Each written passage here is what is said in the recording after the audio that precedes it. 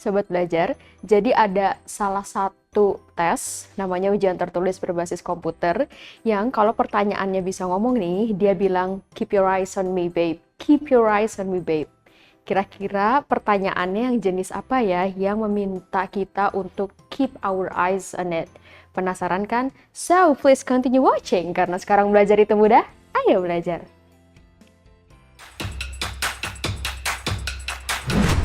Jangan lupa belajar, karena sekarang belajar itu mudah. Ayo belajar! Hai Sobat Belajar, Rizka here and welcome to English Classroom. Well, Sobat Belajar, jadi untuk episode kali ini kita akan mempelajari tentang salah satu jenis soal yang ada di ujian tertulis berbasis komputer. Well, kalau misalnya si questions ini bisa ngomong, dia akan bilang, keep your eyes on me, babe, keep your eyes on me. Jadi kita disuruh fokus ke dia aja. Nah, Sobat Belajar, can you guess pertanyaannya yang kayak apa ya yang meminta kita atau strateginya itu yang berkaitan dengan kita fokus aja ke dia.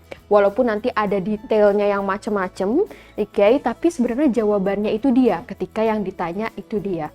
Oke, so Sobat Belajar, jadi kita akan mempelajari tentang main idea questions. Oke, nah ini yang sudah dipelajari oleh Sobat Belajar dari high school, oke, and when it comes to college, nah di ujian tertulis berbasis komputer sebagai salah satu tes yang bisa membawa Sobat Belajar ke universitas yang dituju, ini ternyata soalnya masih ada. Oke, nah tapi karena transisinya dari high school terus ke college, pasti ada yang di-escalate, oke? Ada yang di-level up dikit, tapi sebenarnya strateginya masih sama.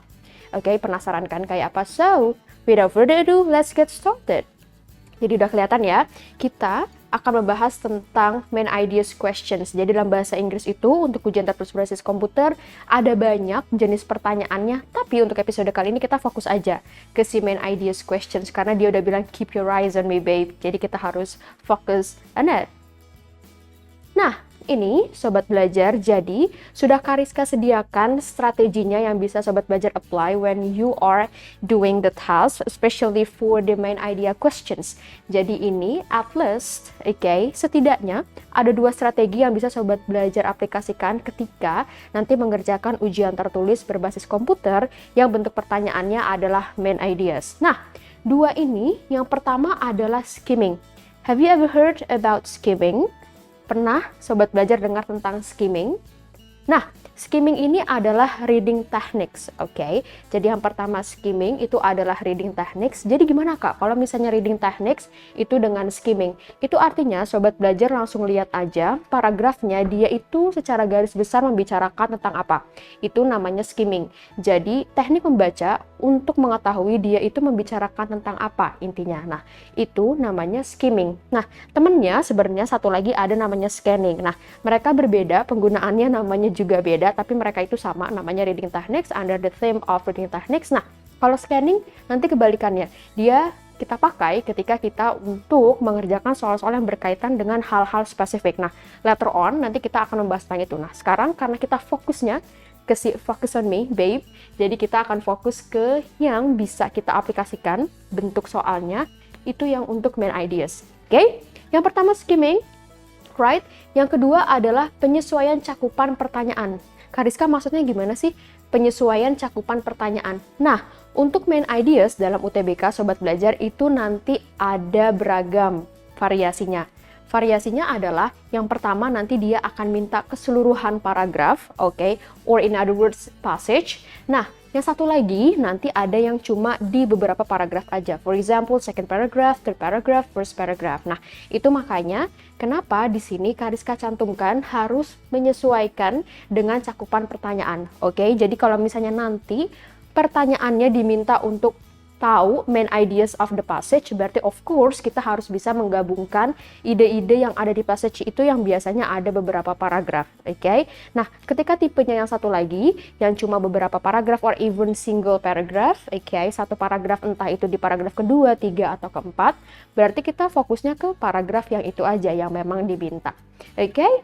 So, next, nah ini yang lebih spesifik lagi ketika kita membicarakan tentang main ideas questions. Nah, di sini ada 2 points. Jadi dari yang tadi skimming dan juga penyesuaian cakupan pertanyaan, Kariska juga ada lagi strateginya untuk sobat belajar tahu. Yang berikutnya adalah baca kalimat pertama tiap paragraf. Oke, nah jadi untuk English, it is quite traditional. Kenapa quite traditional? Karena dia letak ide-ide utama atau hal yang menjadi fokusnya adalah ada di kalimat pertama tiap-tiap paragrafnya. Oke, jadi nanti sobat belajar, ketika melihat paragrafnya itu bisa lihat kalimat pertamanya dia membicarakan tentang apa.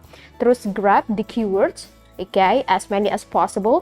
Nah, nanti tinggal lihat deh, okay, tinggal cross check apakah nanti yang setelahnya kalimat-kalimatnya itu dia membicarakan hal yang memang sudah disebutkan secara garis besar di kalimat pertamanya. Okay, that's for this point. And next, perhatikan ide umum yang tercantum pada baris pertama. Yes, that's exactly what I said.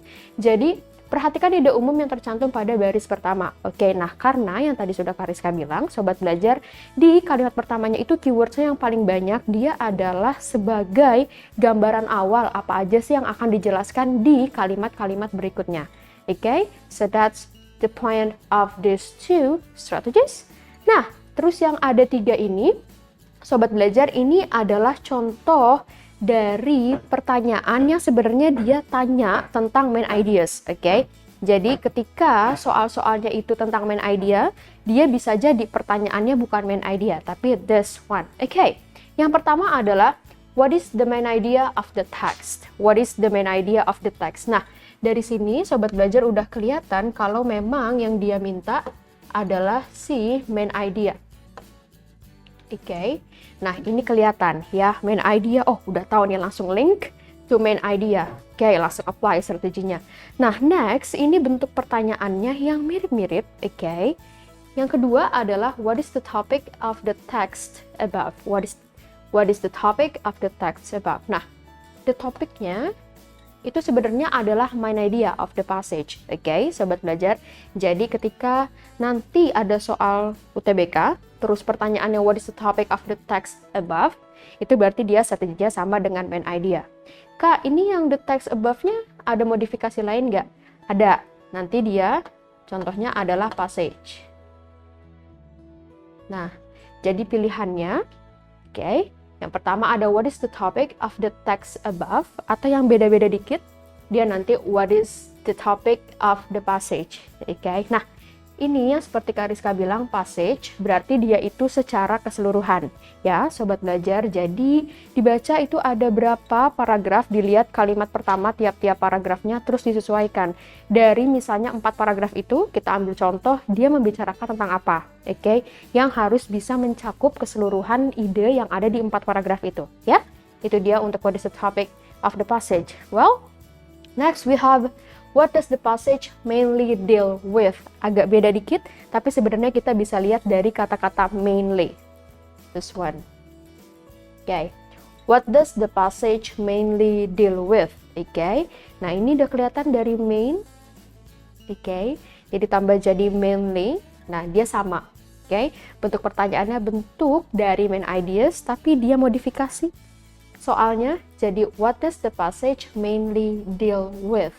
Oke ya, sobat belajar, jadi at least nanti ketika bertemu dengan soal-soal yang seperti ini, oke, especially yang kedua, what is the topic of the text above, itu nggak bingung. Karena sebenarnya dia minta main ideas, oke, in general, dan tapi dia itu bentuknya agak sedikit dimodifikasi, jadi what is the topic of the text above, oke. Oke Kariska, aku udah dapet tadi aku harus pakai teknik baca skimming Kak, terus abis gitu aku harus tahu cakupannya dia kayak apa, terus yang ini juga baca kalimat pertama tiap paragraf, dan perhatikan ide umum yang tercantum pada baris pertama. Oke, udah gitu aku juga udah tahu what is the main idea, what is the topic, what does the passage mainly deal with. Kak, gimana kalau misalnya kita langsung fokus aja nih ke bentuk pertanyaannya? Oke, why not? Let's get it. Nah, ini dia, sobat belajar, salah satu contoh pertanyaan untuk UTBK ya. Jadi, UTBK itu akan identik dengan hal-hal yang seperti ini, oke? Hal-hal seperti ini yang dimaksud adalah dia passage-nya adalah sepanjang ini dan sebanyak ini, ya. More or less seperti ini. Jadi dia akan ada banyak paragrafnya, oke? Dan lines-nya itu banyak. For example, this ada 1, 2, 3, 4, 5. Ada 5 lines. Terus ini juga 1, 2, 3, 4, 5, 6. Oke, 6 lines. Terus yang ini 1, 2, 3, 4, 5, 6.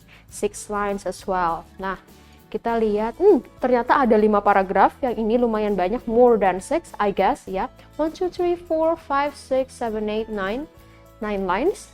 Next, last paragraph. 1, 2, 3, 4. Okay, 4 paragraphs. And in total, it is more than 20. Okay, more than 20 lines here. Nah, biasanya sobat belajar kalau misalnya belum pernah latihan, okay, ini langsung pusing karena lihat deh, ini banyak banget, okay, linesnya banyak, belum lagi kalau misalnya topiknya itu nggak familiar sama sobat belajar. Nah, itu sekarang udah nggak jadi masalah lagi. Kenapa? Karena sobat belajar yang harus pertama kali dilakukan adalah langsung baca soalnya. Dia soalnya minta apa? Karena more often than not, itu kita nggak perlu mengerti keseluruhan paragrafnya or even translate one by one, karena sebenarnya dia cuma fokus ke beberapa atau bahkan satu tema aja atau satu topik aja. Nah, sekarang berarti kita langsung lihat nih sobat belajar, dia minta pertanyaannya apa atau dia minta jawaban terkait dengan soal yang seperti apa. Kita lihat ya. Oke.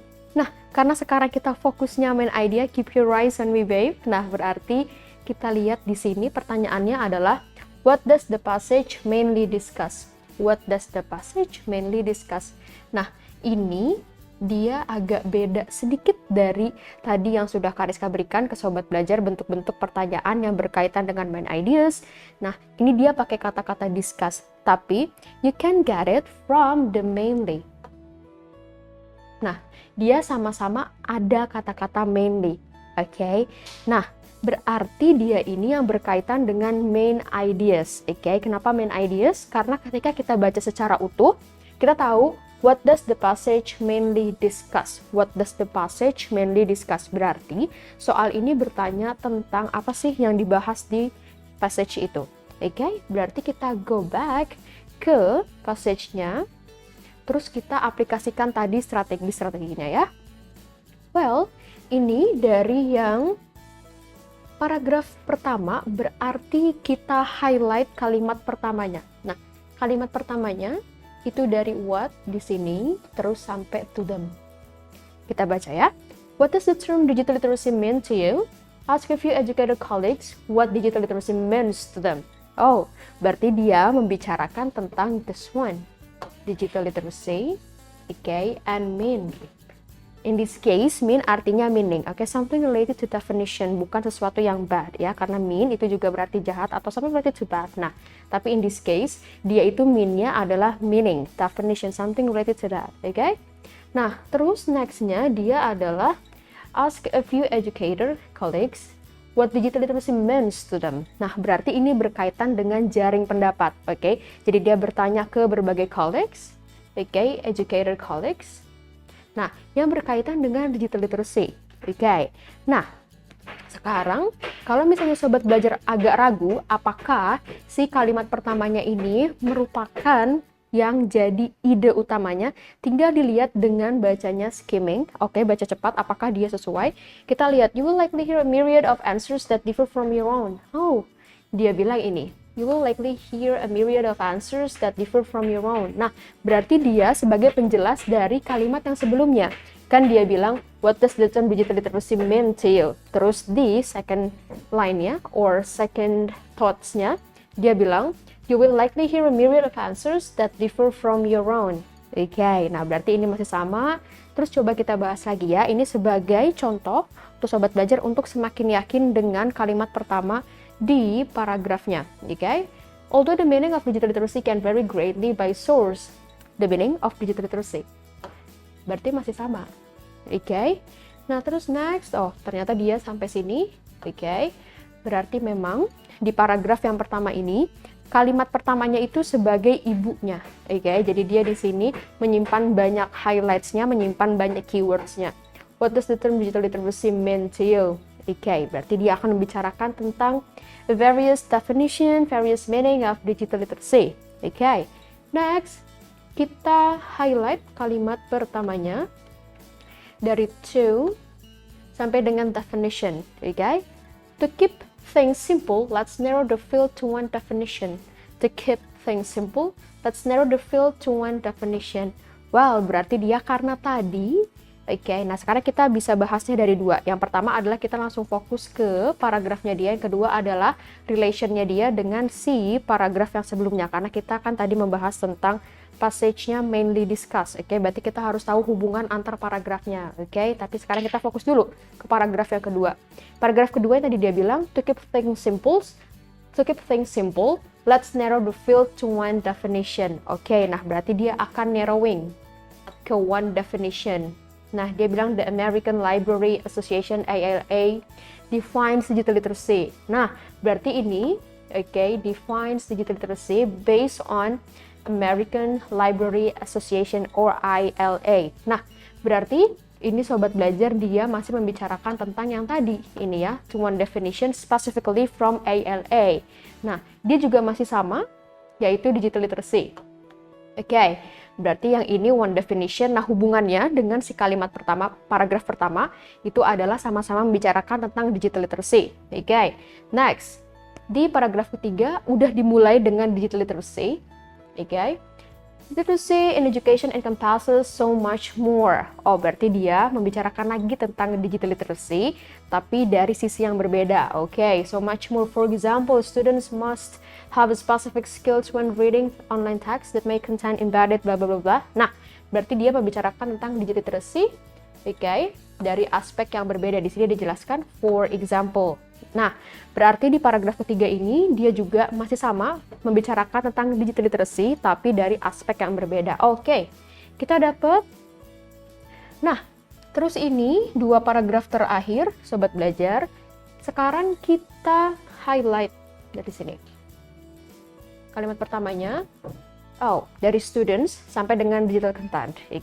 Students who use both cognitive and technical skills to find, evaluate, create, and communicate information are certainly on their way to becoming digitally literate, savvy consumers of digital content. Nah ini dia masih membicarakan tentang digital literacy karena dia deal with digital content, dan ini yang tadi dia sebutkan to find, evaluate, create, and communicate information itu tadi ada disebutkan di kalimat yang ada di paragraf sebelumnya. Oke, jadi ini dia adalah extended information. Oke, extensionnya. Well, nah berarti ini masih membicarakan tentang digital literacy. Oke, nah next one, last. In today's digital world, nearly every career requires digital communication at some point.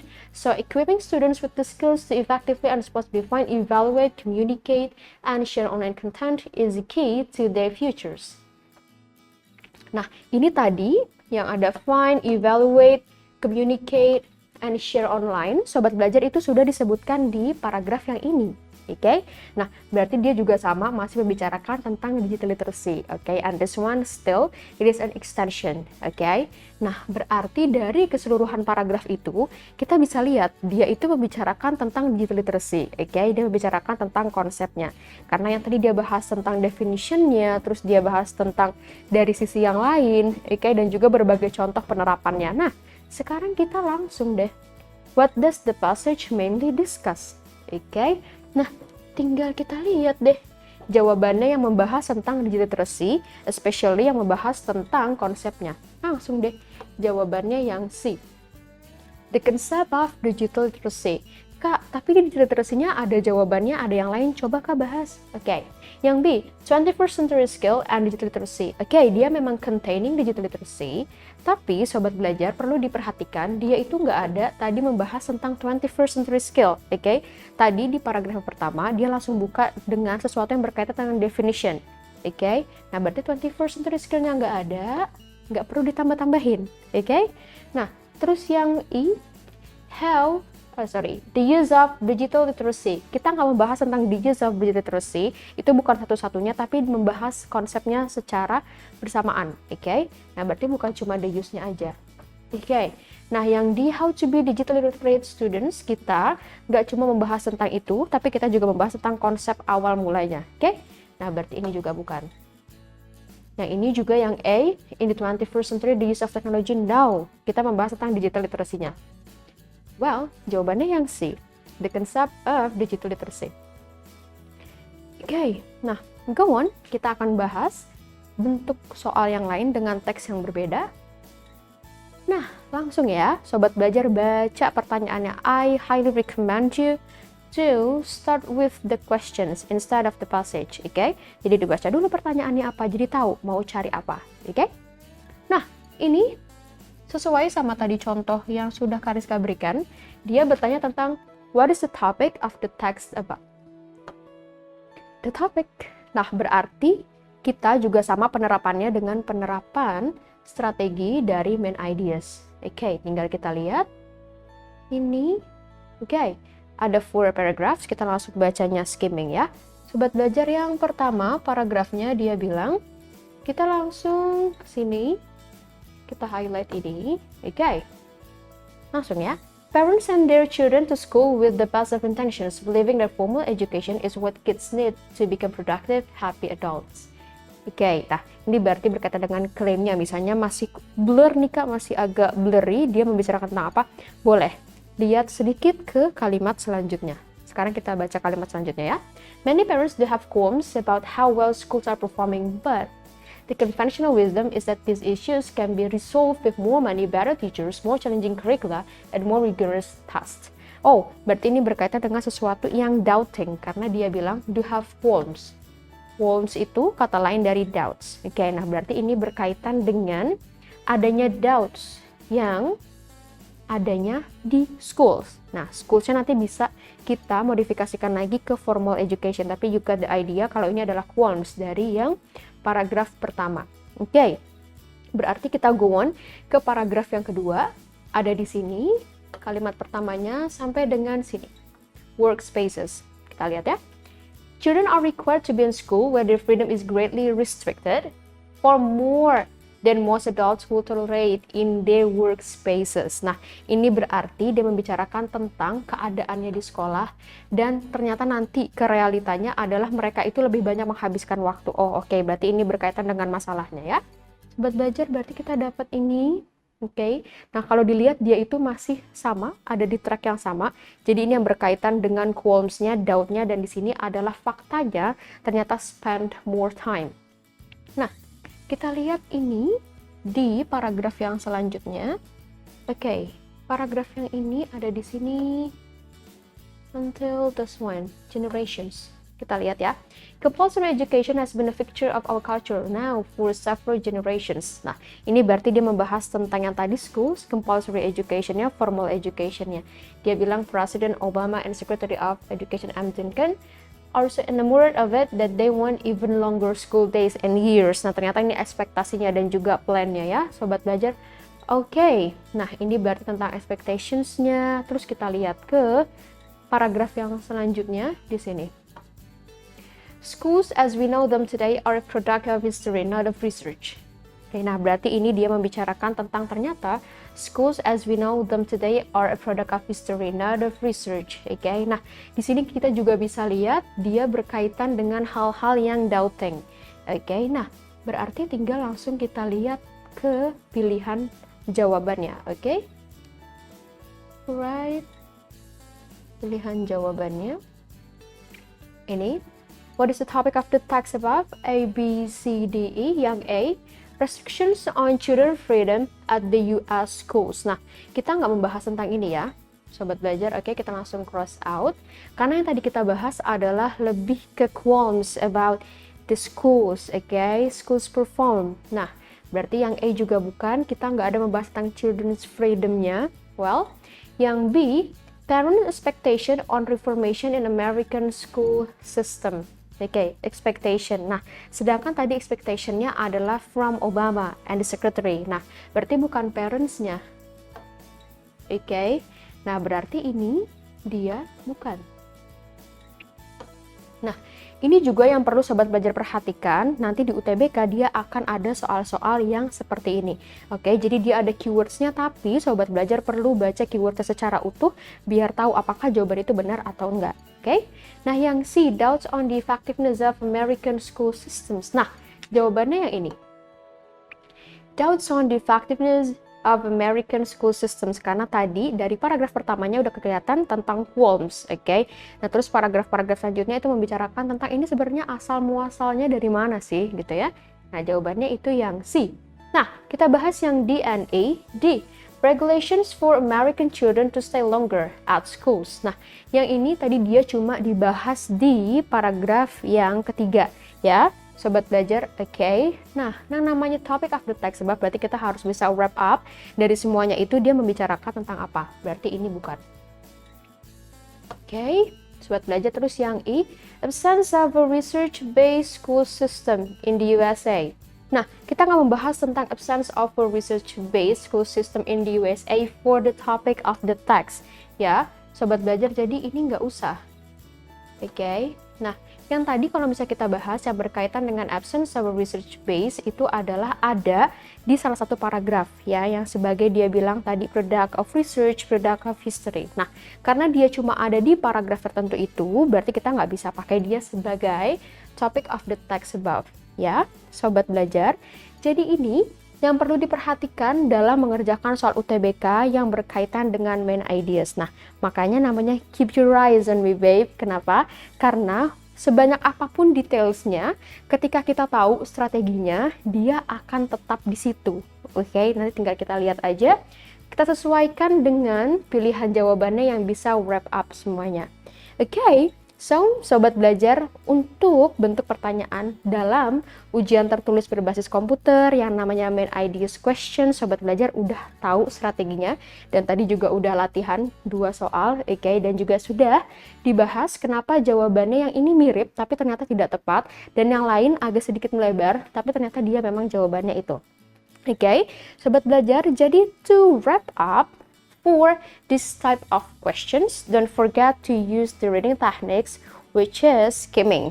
Oke, jadi sobat belajar tinggal menerapkan teknik bacanya skimming. Jadi skimming itu untuk grab general ideas. Oke, jadi dari paragrafnya itu dilihat dia secara umum bicarakan tentang apa, yang kita bisa lihat idenya ada di kalimat pertama tiap paragrafnya. Oke, nah habis gitu dilihat lagi dia cakupannya yang diminta itu seperti apa. Ini what is the topic of the text above? Well, berarti dia itu membicarakan tentang teksnya secara utuh. Oke, jadi kita fokusnya ke teksnya itu. Oke ya, sobat belajar.